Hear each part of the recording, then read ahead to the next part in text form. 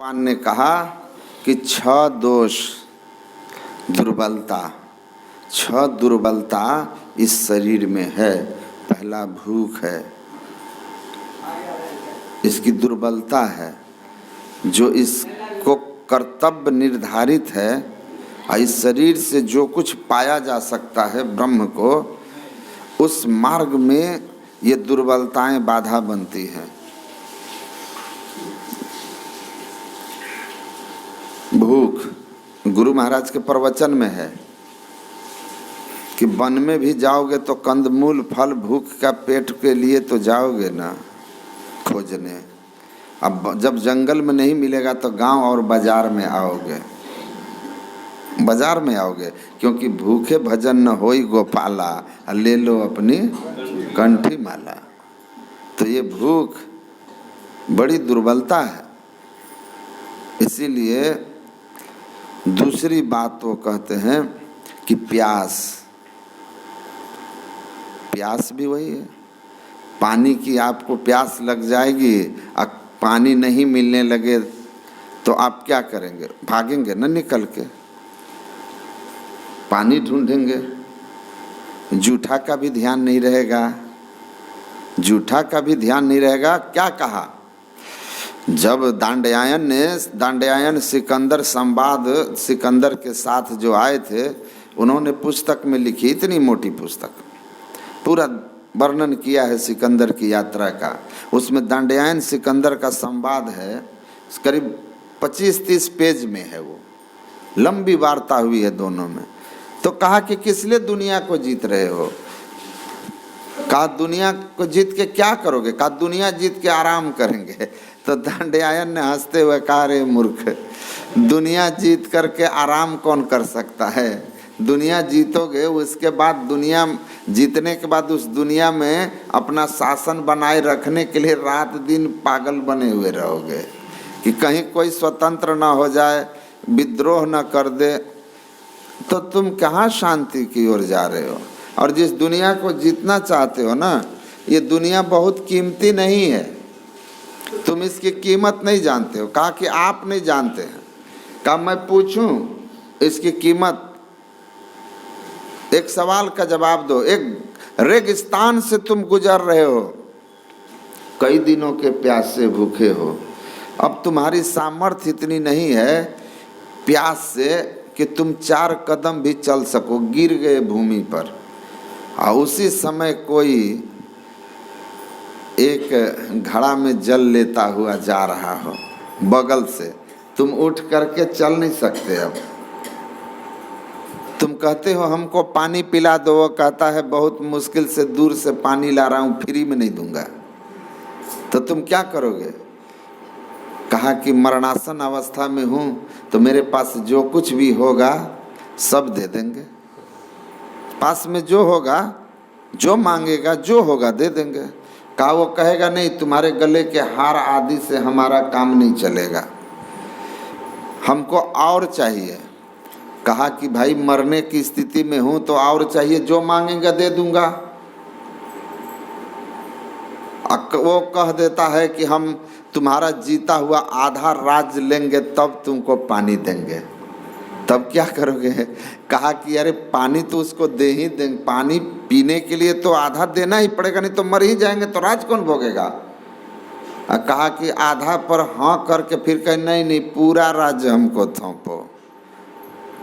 तब क्या करोगे? तब क्या करोगे? पूरा राज्य दो। कंठ सूख रहा है, प्राण अब निकलने वाला है। कहा जान बची तो लाख उपाय, जान बचे तो लाख उपाय, दे दूंगा पूरा राज।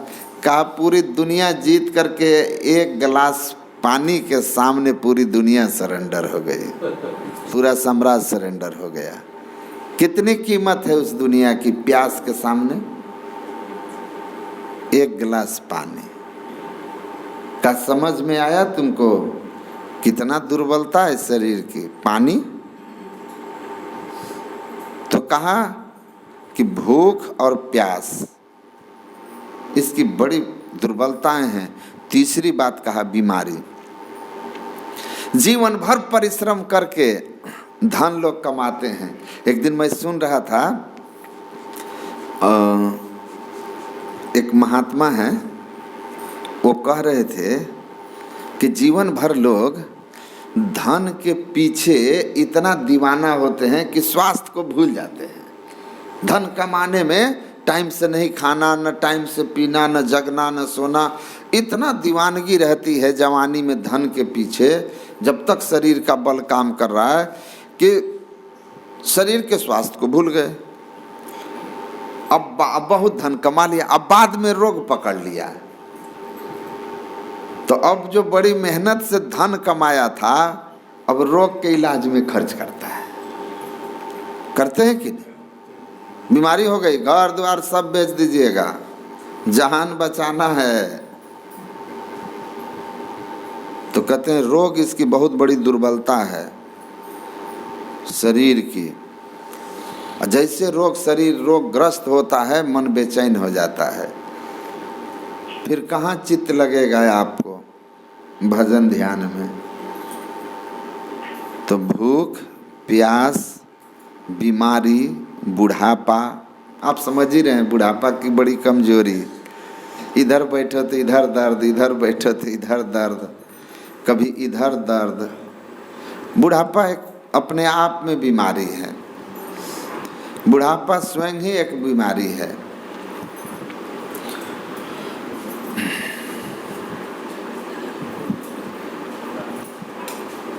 उसके बाद कहते हैं कि एक माया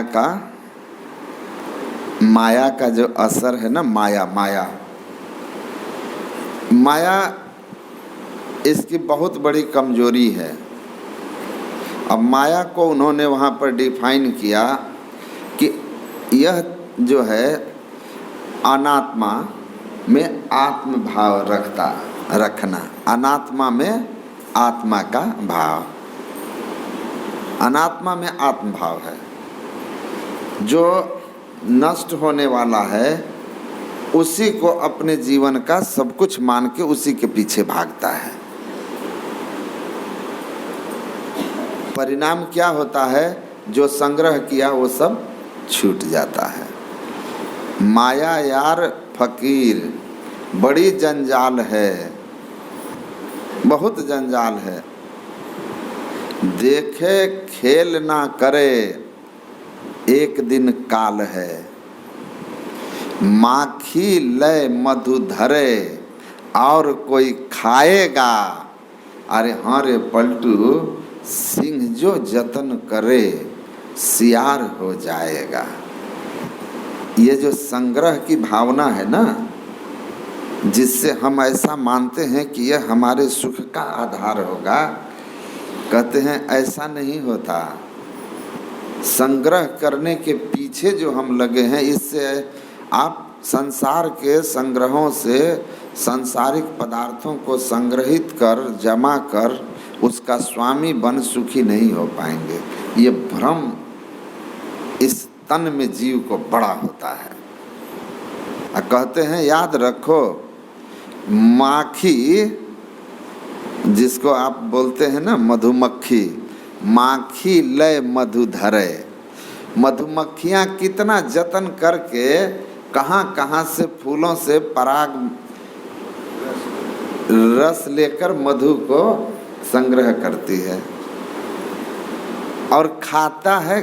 कोई मधुमक्खी खाती है उसको, और कोई खाएगा, वो दूसरा कोई खा जाता है। अरे हाँ पलटू, सिंह जो जतन करे सियार हो जाएगा।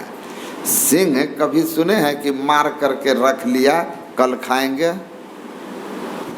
राजा बादशाह बन के क्यों घूमता है? वो बादशाह क्यों है? राम बादशाह कहते थे ना स्वामी राम तीर्थ, मैं राम बादशाह। और सिख लोग अपने गुरु को कहते हैं सच्चे पातशाह नमन है। सच्चे पातशाह, मतलब सच्चा बादशाह तो आप ही हैं, क्योंकि चाह गई चिंता मिटी मनवा बेपरवाह, जाको कछु न चाहिए सोई शहंशाह। आप सुने होंगे गुरु गोरखनाथ के एक शिष्य थे, गुरु गोरखनाथ की आदत थी कि खाने के बाद सौंफ खाते थे। तो कहीं कहीं सौंफ नहीं मिलता था, किसी किसी घर में गरीब लोग। तो एक अमीर आदमी के यहाँ वो मेहमान थे, तो सेवक क्या किया कि सौंफ ले लिया, रख लिया कि दूसरे के यहाँ जब नहीं मिलेगा तो गुरुजी को हम निकाल के अपने से देंगे। तो क्या कहते हैं, गोरखनाथ ने कहा अरे सौंफ है, तो निकाल के दिया। बोला तुम्हारे पास कहाँ से आया? कहा कि उनके यहाँ मैं लेके रख लिया था कि आगे जब आपको ज़रूरत पड़ेगी तो हम देंगे। कहा कि तुमको भगवान पर भरोसा नहीं है, दिन को खाए रात को झक्के, गोरखता को साथ न रखे। भाग जल्दी, भाग जल्दी, भगवान पर भरोसा नहीं है।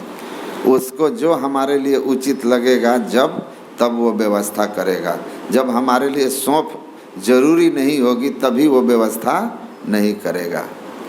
तो कहते हैं सिंह को कभी देखा कि जमा किया हो या दूसरा का मारा हुआ खाया हो? सिंह जीवन बिताओ स्वावलंबी, भरम भाड़े फोड़ कर, संतों की आज्ञा है ये में ही माथ धर छल छोड़ कर। तो कहते हैं स्वावलंबी होता है पर संग्रही नहीं होता है। अब आप गृहस्थ हैं तो संग्रही होइए, लेकिन अनासक्त संग्रही रहिए। और इतना भी नहीं कि भूत के तरह धन के पीछे नाचिए। मैं इस बात को प्रायः कह देता हूँ कि एक बार दिल्ली के कार्यक्रम में एक विद्यार्थी हमसे पूछा कि आप लोग कहते हैं धन संपत्ति माया है, तो क्या करना चाहिए? धन का त्याग कर देना चाहिए। तो हमने कहा नहीं, धन का त्याग नहीं कर देना चाहिए। जो बड़े टाटा बिरला जैसे लोग हैं, मैंने कहा नहीं, धन माया है कहने का भाव यही है कि धन को ही सर्वस्व नहीं मानना है, कि आप 24 घंटा उसी का चिंतन करें। धन कमाइए, लेकिन जैसे सरकार ने कह दिया कि 8 घंटे की ड्यूटी है, तो संसार के लिए है ना, वेतन पैसा धनार्जन के लिए। तो ठीक है, ड्यूटी करके आइए, घर में आइए तो ड्यूटी को भूल जाइए और यहाँ आइए, अपने परिवार को समय दीजिए, अपने शरीर को समय दीजिए और अपनी आत्मा के लिए, परमात्मा की भक्ति के लिए समय दीजिए। 8 घंटे में बिरला वाले करोड़ों कमाएंगे, टाटा अंबानी अरबों कमाएंगे। एक बैंक मैनेजर को 5,000 होगा, मान लिया, प्रोफेसर साहब को 10,000 जो भी हो जाए पर डे, क्योंकि उनकी सैलरी है। एक चपरासी को 1,000-2,000 होगा। तो जितना समय धनार्जन में देना है 8 घंटा में जो हो जाए ठीक है। उसके बाद आत्म कल्याण के लिए आप अगर समय नहीं देते हैं तो आप पछताइएगा। इसीलिए कहा कि ये माया है, इसकी सीमा है, इसका लिमिटेशन है। इसमें इतने आसक्त मत हो जाओ कि भूत के तरह उसके पीछे भागो। तो कहते हैं ये दूसरी और छठी बात कहते हैं कि मृत्यु। इस शरीर का छठा दुर्बलता जो है वो मृत्यु है, जिसका भय सबके पास होता है। मृत्यु का भय सबको लगा रहता है और यह मृत्यु आती है और इस शरीर को छोड़ना पड़ता है। तो ये दुर्बलता है इस शरीर की। और एक दार्शनिक हुए, denial of death, Ernest Becker, denial of death America के थे, उनकी पुस्तक है। उस पुस्तक में उन्होंने लिखा है कि the most pervasive fear is the fear of death. सर्वभौम सर्वव्यापक भय जो जीव के अंदर होता है वह मृत्यु का भय है, मृत्यु का भय है। तो मृत्यु इस शरीर का शाश्वत सत्य है कि यह शरीर को मरना ही मरना है। 5 तत्व से बना, फिर 5 तत्व में लय होना है। तो कहते हैं ये 6 दुर्बलताएं हैं और 6 इसके दुश्मन हैं। जिस 6 दुर्बलताएं और 6 दुश्मन ये क्या करते हैं, इसको अपने लक्ष्य से च्युत करते हैं। 6 दुश्मन कौन कौन? 6 विकार का नाम लिया, काम, क्रोध, लोभ, मोह, मद और मात्सर्य। ये एक एक करके इतने बड़े शत्रु हैं कि एक का वेग आता है, मनुष्य अपने स्वाभाविक गुणों से च्युत हो जाता है, अपने लक्ष्य से च्युत हो जाता है, ब्रह्म दर्शन के मार्ग से च्युत हो जाता है। तो कहा शरीर के इन 6 दुर्बलताओं को जानकर इनके लिए हमेशा ऐसी स्थिति बनाए रखिए जिससे ये 6 दुर्बलताएं आपको इतनी दुर्बल ना कर सके कि आप अपने धर्म मार्ग से च्युत हो जाएं। ये 6 शत्रु विकार जो आपके अंदर में हैं, काम, बात, कफ, लोभ, अपारा, क्रोध, पित्त, नित, छाती, जारा, प्रीति करऊ जो तीनों भाई, उपजय सन्निपात दुखदाई, एक व्याधि बस नर मरई, ए असाध बहु व्याध, अब पीड़ ही संतत जीव कमा, ते कि मिलहि समाध। उनको कहाँ शांति मिलेगी? एक उत्पन्न हुआ विकार क्या से क्या हो जाता है। आदमी कहाँ से काम विकार का आवेग आया, इंद्र का पतन हो गया। ब्रह्मा जी के बारे में कथाएं आती है। तो ये बड़े बड़े पूज्य लोगों की तो ये हालत है, तो आम जन का क्या हाल होगा। कहते हैं ऐसी परिस्थितियों से आप बचिए, ऐसे जगह जाने से बचिए जहाँ जाकर इन विकारों को अवसर मिलता है पनपने का, जागने का। तो ऐसे जगह से बचिए, ऐसे जगह रहिए जहाँ इन विकारों को प्रकट होने का अवसर ना मिले। सत्संग से बड़ा अच्छा जगह और क्या होगा? संत का संग कीजिए, सत्संग कीजिए, अच्छे लोगों के संग में रहिए, जहाँ धर्म की बातें होती है, मन को जहाँ पाप कर्म का भय दिखाया जाता हो और पुण्य कर्म का पुरस्कार, तो मन प्रेरित होगा। तो इनसे बचना है। और तब कहते हैं कि सुनो, इनसे बचते हुए आप मोक्ष का, परम ब्रह्म दर्शन का उपाय का वर्णन करता हूँ। बहुत लंबा उनका वार्ता है, और भी बातें हैं, लेकिन हमारे काम के लिए इतनी है। तो सार को गही लियो, थोथा दियो उड़ाए। तो क्या करना चाहिए? तो कहते हैं सुकश्च वामदेवश्च द्वे श्रुति देव निर्मिते सुको विहंगमो प्रोक्तः वामदेव पिपीलिका। कहते हैं 2 मार्ग है, 2 मार्ग है, एक सुखदेव मुनि का और एक वामदेव मुनि का।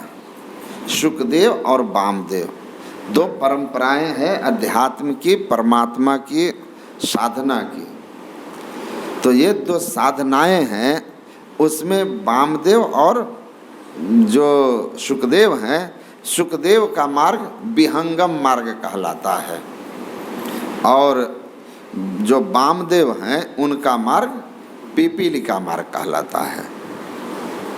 तो पिपीलिका मार्ग और विहंगम मार्ग अभी आपको सुना रहे थे बैजनाथ बाबा की। भाई जो पिपीलिका है, पिपीलिका चींटी को कहते हैं, चींटी को। तो चींटी और विहंगम मतलब पक्षी।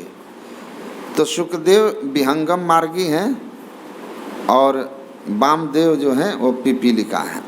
तो पिपीलिका मार्ग जो है वो हठ योग है। हठ योग क्या है? हठ योग का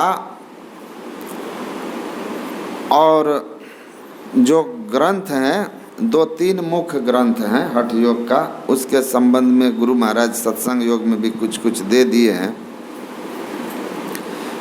तो हठ योग जो है वो नीचे से साधना करता है, नीचे से। हठ योग में नीचे मतलब पिंड माही ब्रह्मांड, देखते हैं ना पिंड ब्रह्मांड का जो नक्शा है। तो पिंड ब्रह्मांड के नक्शा में कहाँ है? नीचे गुदा मार्ग है ना। तो वहाँ पर क्या है? 5 चक्र है ना, गुदा चक्र, लिंग चक्र, नाभि चक्र, हृदय चक्र, कंठ चक्र और आज्ञा चक्र। इधर 5 चक्र, तब आज्ञा चक्र, उसके बाद ऊपर। तो जो पिपीलिका मार्ग है यह नीचे से चलता है, ये बड़ा कठिन है। अब चींटी क्यों कहा, पिपीलिका मार्ग क्यों कहा इसको, इसीलिए। अब उसको विहंगम मार्ग क्यों कहा, कुछ कारण होगा ना, नामकरण ऐसे तो नहीं हुआ। अब इसका नाम बराह उपनिषद क्यों पड़ा, क्योंकि भगवान ने बराह भगवान या भगवान बराह रूप में प्रकट होकर ऋभु ऋषि के तपस्या से प्रसन्न होकर के वरदान स्वरूप उनको उपदेश किए, इसीलिए बराह भगवान का उपदेश है तो बराह उपनिषद। प्रत्येक नाम के पीछे कुछ कथा है।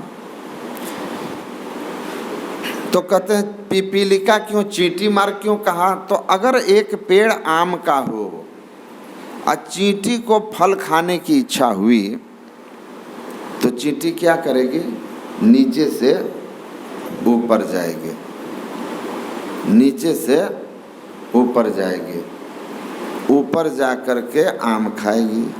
अब चींटी को इच्छा होती है कि बगल में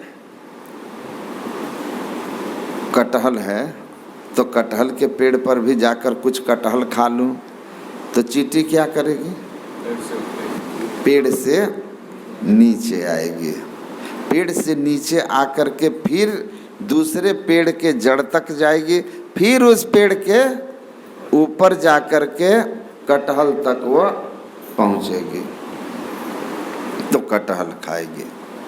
लेकिन एक पक्षी जो पेड़ के ऊपर आम वृक्ष पर बैठकर आम खा रहा है और उसकी इच्छा हुई कि हमको बगल में कटहल खाना है, तो वो क्या करेगी, ऊपर से ऊपर उड़ जाएगी, उसको नीचे आने की जरूरत नहीं है, उसके पास पंख है, ऊपर ही ऊपर उड़ गई। और जिस आकाश से उड़ी और उस दूसरे पेड़ पर गई, उसका कहीं निशान है, पंछी के अमीन के मारक मिलता है, ढूंढे ना कोई पाया हो, आ कहे कबीर सतगुरु मिले पूरा।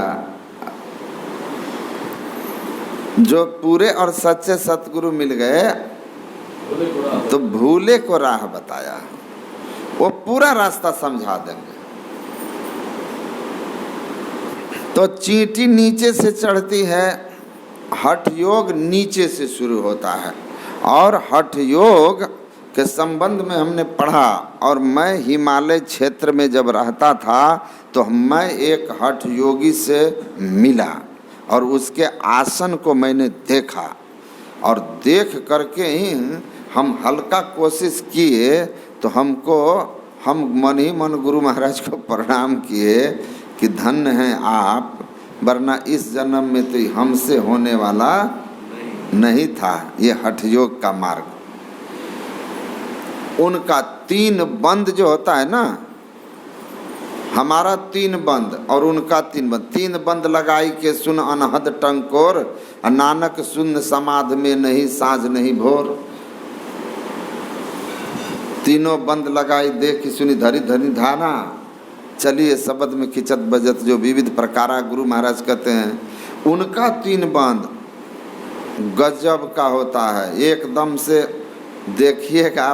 पूरा पहले तो पेट को एकदम नाभि में सटाया, उसके बाद पूरा इसको लाकर इसमें सटाता है, ऐसा लगेगा जैसे धनुष के आकार का हो गया। उसमें पहले शरीर की सफाई सबसे ज़रूरी। हम लोग प्रातः उठते हैं, उठ कर के ध्यान में बैठ जाते हैं, कुल्ला आचमन किया, बैठ गए, मन को एकाग्र कर लो, शरीर केवल सीधा रहना चाहिए, शरीर को कष्ट नहीं देना है, सुखासन से बैठ जाना है, बस धड़कर मस्तक सीध साध आसन आसीनम, यही है ना। सम आसन आसीन सम काय यथा सुखम हस्ता उत्संगाधाय स्वनासाग्र कृतक्षण। आराम से आप आंख बंद किए, इस तरह से बैठे, आंख बंद किए, नासाग्र, दीक्षा में सब ज्ञान है ही, बैठ करके चित्तवृत्ति के सिमटाव का साधन शुरू कर दिए, ध्यान योग।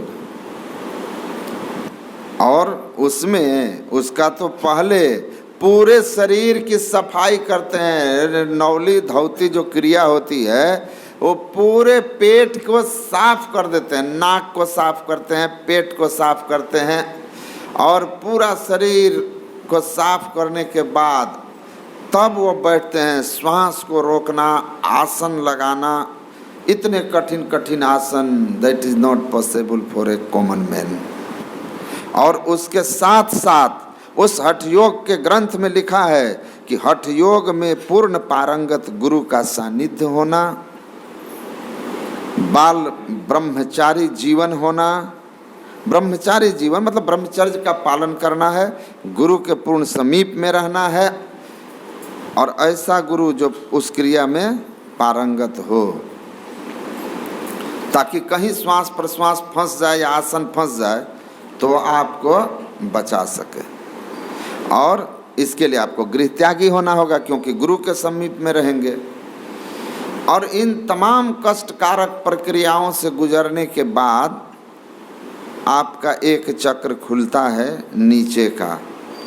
वो आसन लगा करके और वहाँ पर जो है ना श्वास का धक्का मारते हैं। वो कहते हैं कुंडलिनी नीचे इस तरह से फंसी हुई है शक्ति, तो वहाँ पर वो आसन लगाया और श्वास से धक्का मारते हैं, जिससे कि वहाँ की कुंडलिनी शक्ति जो है जागृत हो जाए, और जो हुक की तरह फंसा हुआ है ना शक्ति वहाँ पर, तो उसको मारते मारते मारते उस हुक को कमज़ोर करके वहाँ से शक्ति जागृत कर देते हैं। तो इस तरह से अगर ये आपका नीचे का एक चक्र जग गया तो जो एक कमी है ना दुर्बलता, भूख, उस पर विजय हो जाती है। दूसरी दुर्बलता है जल, उस पर भी विजय हो जाता है जब आप लिंग चक्र को जागृत करते हैं। इस तरह से नाभि चक्र का है 5 तत्व है ना, मिट्टी तत्व जिससे भूख लगती है, जल तत्व प्यास लगती है, अग्नि तत्व, उसके बाद वायु तत्व, और उसके बाद फिर आकाश तत्व। तो ये 5 तत्वों को जब कंठ चक्र को जागृत कर लेते हैं, वो अलग अलग हर चक्र को उद्भेद करने का अलग आसन, अलग प्राणायाम विधि है। और उसको जब वो भेदन कर लिया तब उनको 5 सिद्धियां आ गई, 5 सिद्धियां आ गई। आप देखे होंगे शौबरी ऋषि जल के नीचे बैठ के तप करते थे, हजारों वर्ष कर लिए, भूख प्यास को जीते हुए थे, और इसलिए जर्जर अवस्था हो गई थी, लेकिन मनोलय नहीं हुआ। मन नहीं जीता जाता हठ योग से, क्योंकि मन तो ऊपर न जीता जाएगा, नीचे तो मन की प्रबलता ही रहती है, ऊपर मनोलय होता है। तो कहा कि शौभरी पानी में तपस्या कर रहे थे, मछली के एक जोड़े को आँख खोला तो काम क्रीड़ा करते देख करके काम जागृत हो गया, वो शत्रु काम जागृत हो गया। देखिए वो काम रूपी शत्रु जागृत हुआ तो उनको विवाह की इच्छा हो गई, और तुरंत राजा मानधाता के महल में जाके कहा कि मैं विवाह की इच्छा से आपके महल में आया हूँ, आप अपने किसी राजकुमारी से हमारा विवाह कर दें। राजा मानधाता चौंक गए, डर गए कि अरे ये बूढ़ा जर्जर शरीर वाला और ऐसे पुरुष से विवाह कर देना तो घोर पाप बताया गया है। वृद्ध से युवा इस बेटी का विवाह करना घोर पाप, बाप नरक का भागी होता है, तो मैं तो नरक चला जाऊंगा। और अभी ये कामासक्त है, और कामी पुरुष कामासक्त को जब आप रोकेंगे तो क्या होगा? ध्यायते विषयान पुंसा संगस्ते सुपजायते संगात संजायता कामा कामात क्रोधो भिजायते। इसके काम में रुकावट डाले कि नहीं बेटी का विवाह नहीं करेंगे तो क्रोध में आकर श्राप देगा, 1000 वर्ष की तपस्या है इसकी, जल में हम भस्म हो जाएंगे। तो कहा कि अच्छा ऐसा है कि हमारे यहाँ परंपरा है स्वयंवर की, मैं आपको स्वयंवर के लिए, स्वयंवर में हमारी बेटियां स्वयं अपने लिए वर खोजती है, पसंद करती है, तो हम परंपरा के विरोध में नहीं जाएंगे, आप हमारे महल में पधारिए, आइए, हमारी जो बेटी आपको पसंद कर लेगी उससे विवाह कर देंगे। हंसने लगा, कहा अरे राजन तुम ये सोच रहे हो कि ये बूढ़ा जर्जर झुर्रियों वाला, झुकी कमर, हमारी कोई राजकुमारी इसको पसंद ही नहीं करेगी और तुम बच निकलोगे इस तरह से। तुमको पता नहीं मैं कैसा तपस्वी हूँ। मैंने 2 तत्वों पर विजय कर ली है, एक जल तत्व है और दूसरा मिट्टी तत्व है। मिट्टी और जल दोनों तत्वों पर मेरा कब्जा है। और रूप किसका प्रतीक है? हमारे शरीर में रूप जो है वो जल तत्व पर निर्भर करता है। शरीर से जल निकल जाएगा, मलिन चेहरा आपका हो जाएगा। देखते हैं ना, डायरिया हो गया, चेहरा मलिन। कहा कि तुम यही सोच रहे हो, देखो हमारा जोग बल। और ऐसा खूबसूरत नौजवान बनकर उसके सामने खड़े हो गए कि वैसा सुंदर उस समय कोई नहीं था। कहा मेरे जैसा तुमको स्वर्ग में नहीं मिलेगा दामाद, चलो। अंदर गए, 50 राजकुमारी से विवाह कर लिए। भूल गए तब तपस्या, भूल गए। इसीलिए कबीर साहब कहते हैं, अवधू भूले को घर लावे, सोजन हमको भावे। आ घर में जोग भोग घरे में, घर तज बन नहीं जावे। अब बन के गए कल्पना उपजे, तौधों कहाँ समावे। सबरी का कल्पना उपजा वन में जा करके, कहाँ समा गए देख लीजिए। तो ये हठ योग से जैसे जैसे ऊपर जाएंगे ना, आपने सुना होगा ये सिद्धि शक्ति है कि श्यामाचरण लाहिड़ी यहाँ से तुरंत इंग्लैंड गए और वहाँ से चिट्ठी लिखा कर आ गए। एक अंग्रेज की पत्नी बीमार थी, बड़े दुखी थे। श्यामाचरण वहाँ काम करते थे। कहा किस बात से दुखी हैं आप? तो कहा पत्नी बहुत बीमार है, पत्र आया है, लिखी है। पत्र मिलते समय शायद मैं इस दुनिया में न रहूं जब तक आप तक पत्र पहुँचे। श्यामाचरण ने कहा आपकी पत्नी सुरक्षित है, क्यों परेशान है? का कहने से क्या होगा, आप कैसे जानते? कहा लाइए चिट्ठी लिखकर हम अभी ला देते हैं।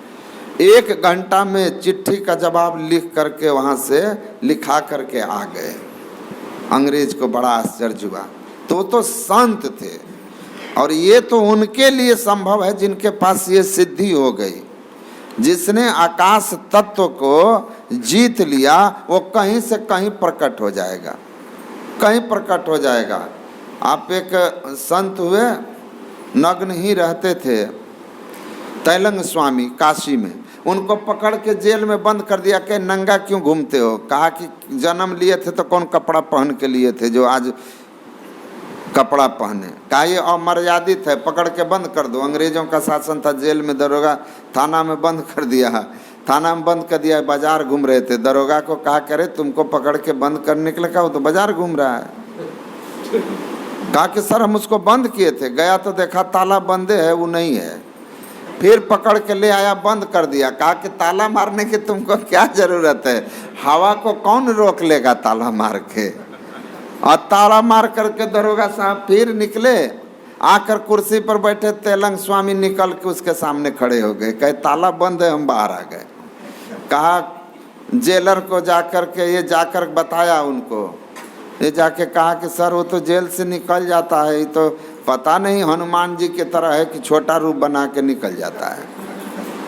तो वो जेलर बोला कि कहाँ है, बुलाओ। तो बुलाया, तो वही गए वहाँ, ले गया इनको पकड़ के।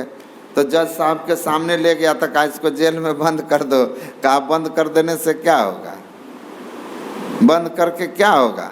जब वो बताया दरोगा पूरी बात, तो कहा पहले इसको जेल में बंद करवाओ, हम देखते हैं। उनको जेल में बंद कर दिया। कहा कड़ा पहरा रखो, कैसे निकलता है? कहा पहरा, हवा पर पहरा, हवाओं पर कोई पहरा होता है? उनको जेल में बंद करके पहरा लगवा दिया। जज बाहर निकल के आया, उसके पीछे वो आ गए, उनके पीछे वो भी आ गए। कहिए जज साहब, पहरेदार लोग आपके अंदर है। जज साहब भी क्षमा मांग लिए, कहे माफ़ कर दीजिए आप हमको, हम समझ गए आप शरीर से मुक्त हैं। तो वो भी संत थे। तो ये तो सिद्धि जिनको आ जाती है उनके लिए है, वो संत लोगों के लिए तो बहुत तुच्छ बात है। गुरु महाराज कहते थे ऊपर से देखो तो ये सब एकदम छोटी बात है, पहला कदम है, ये पहला कदम है। तो नीचे के एक एक चक्रों को खोलता हुआ जब आप ऊपर उठते हैं तो जो सिद्धियां आपको आती है, बड़े कठिनाई से गृह त्याग कर, ब्रह्मचर्य पालन कर, जान जोखिम में डालकर, यथा सिंहो गजो व्याघ्रो भवेद वैश्य सने तने तथा सेवितो वायुरन्यथा हंति साधकम। जैसे जंगली शेर बाघ हाथी को बस में करना बड़ी सावधानी और धीरे धीरे, उसी तरह से हठयोग प्रक्रिया, वायु को रोकना, ये सब बहुत सावधानी से किया जाता है, वरना साधक की मृत्यु हो जाती है। और आपने सुना कि दतुअन फंस गया, गुरु महाराज के भी प्रवचन में मर गया, कई मर गए। तो ये सब जो सिद्धियां आपको प्राप्त होती है, भगवान शिव ने कहा, हठ योग का भी भगवान शिव ने उपदेश किया। अब माता पार्वती को कहते हैं यानी यानी ही प्रोक्तानि पंच पद में फलानि वे तानि सर्वाणि सूत्रामेत ज्ञानाद भवंती है। ये 5 पद्मों को भेदन करके असुर शक्ति का ऊपर चढ़ाव करने से जो कुछ भी सामर्थ्य सिद्धि शक्ति प्राप्त होता है साधक को, वो सीधा आज्ञा चक्र कमल के ध्यान से हो जाता है। जिसने आज्ञा चक्र कमल में अर्थात सुषुम्ना में, सीधा सुषुम्ना विहंगम मार्ग, सीधा सुषुम्ना विहंगम मार्ग, ध्यान लगावहु त्रिकुटी द्वार गही सुषुम्ना विहंगम सार। ये विहंगम मत है, ध्यान लगाओ त्रिकुटी द्वार गहु सुषुम्ना विहंगम सार। अनहद ध्वनि में ध्यान लगावे सो भूला प्रभुलोक सुधार पधारे। सुनत ही अनहद लागे रंग बड़ी उठे दीपक बड़े पतंग साह फकीरा तहाँ समावे चिरुआ पानी नदी मिलावे। चेतनात्मा को परमात्मा में जाकर के मिला दिया। कहाँ? जो त्रिकुटी, मतलब वो त्रिकुटी द्वार वहाँ पर सुषुम्ना के लिए ही कहा है। कोई कोई इसी को त्रिकुटी कह देते हैं। गुरु महाराज ने कहा चूँकि यहाँ पर ईड़ा पिंगला और सुषुम्ना का मिलन संगम स्थान है, इसीलिए इसको भी कुछ संतों की वाणियों में त्रिकुटी कहा गया है। जबकि अधिकांश संतों ने त्रिकुटी अपने अंदर के उस स्थान को कहा है जहाँ से सत रज तम की 3 सूक्ष्म धाराएं स्थूल सृष्टि के निर्माणार्थ चलती है।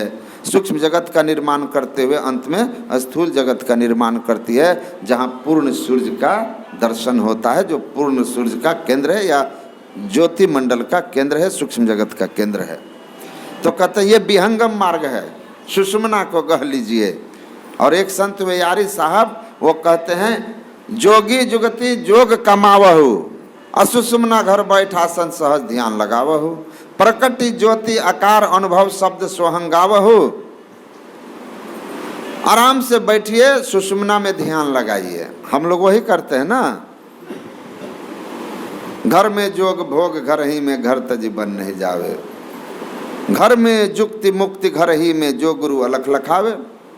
सहज शून्य में रहे समाना सहज समाधि लगावे। ये सहज शून्य सुषुम्ना को कहते हैं, आज्ञा चक्र को कहते हैं, इसी सहज शून्य शिव नेत्र को कहते हैं। हम लोग उसी में ध्यान लगाते हैं। सहज शून्य में रहे समाना सहज समाधि लगावे। प्रकटि ज्योति आकार अनुभव शब्द सुहंगाओ, अंतर ज्योति की प्राप्ति हो जाएगी। तन संग त्याग त्याग उड़ लीजिए, धार धरी जोरे गुरु महाराज कहते हैं। तन को त्यागा, स्थूल शरीर छोड़ा, सूक्ष्म छोड़ा, कारण छोड़ा, महाकारण छोड़ा, अंत में केवल छोड़ा परमात्मा को पा लिए। छोड़ी, वही यारी साहब कहते हैं छोड़ी मठ के चढ़हु जोगी बिना पर उड़ जाओ। छोड़ी मठ के चलहु जोगी, ए जोगी मठ को छोड़ो। कौन? स्थूल शरीर रूपी मठ को त्याग दिया। कैसे त्यागा? तो जोगी जुगति जोग कमावहु, जोग की युक्ति से सुषुम्ना में दृष्टि को केंद्रीभूत किया, ईड़ा और पिंगला दोनों को आपस में मिलाया। उसके पहले अच्छी तरह से बैठकर मंत्र जप और मानस रूप का ध्यान किया और तब शांत भाव से दृष्टि को ठीक मध्य में, एकदम नीचे ऊपर बाएं दाएं पीछे पांचों त्याग, षष्ठ बीचों बीच एक निशान दृष्टि की लाग, वहाँ दृष्टि को टिकाया। क्या होगा? दृष्टि की जुगल धारों को मिलते हैं पिंड से ब्रह्मांड की ओर आपकी गति हो जाएगी। कहते हैं छोड़ी मठ के चलहु जोगी, स्थूल शरीर रूपी मठ से हम निकल गए, सूक्ष्म शरीर में चले गए। यारी कहे यह मत विहंगम अगम चढ़ी फल खाओ। यारी साहब कहते हैं ये विहंगम मत है। विहंगम मत पक्षी का मार्ग है। अब पक्षी के मार्ग से अंतराकाश में प्रवेश कर गए। सुखदेव मुनि का मार्ग और विहंगम मीनी मार्ग धरी, उसके आगे नादानुसंधान की क्रिया है जिसको मीन मार्ग कहा जाता है। सुखदेव मुनि कहते हैं अंत प्रकाश की प्राप्ति होगी, वो सारा सामर्थ्य जो आपको एक एक चक्र को खोल करके सहस कमल में आकर सप्त सिद्धियाँ प्राप्त, पंच सिद्धियाँ आपको प्राप्त हुई थी, 8 सिद्धि नवनिधि के दाता, वो सबके सब आपको सीधा सुषुम्ना में दृष्टि को एकाग्र करके अंत प्रकाश प्राप्त कर लेने से आ जाएगा। और बड़ी सहजता से इस मार्ग के द्वारा बड़ी सहजता से आप परमात्मा के धाम में पहुंच जाइएगा। इसीलिए गुरु महाराज ने कहा कि सबसे उत्तम यह मार्ग है, इसको सब कर सकते हैं। इसमें घर छोड़ना, ब्रह्मचर्य पालन करके एक निष्ठ रहना, या फिर अलग किसी तरह के जान को जोखिम में डालने वाली बात नहीं है। इसमें तो है कि विप्र भंगी अपड़ पढ़ुआ करो तरिहों, निशंक हो करते गए जो तरते गए जो अस किए सब राव राना रंक हो। सब तर जाएंगे। राज मही राजा जोग मह जोगी, तप में तपिसुर गृहस्थ में भोगी, ध्याय ध्याय भक्त सुख पावा, नानक तिस पुरुष का अंत न पावा। इसीलिए गुरु महाराज कहते हैं कि नोकते सफ़ेद सन्मुख झलके झला झली, सहरग में नजर थिर कर तज मन की चंचली।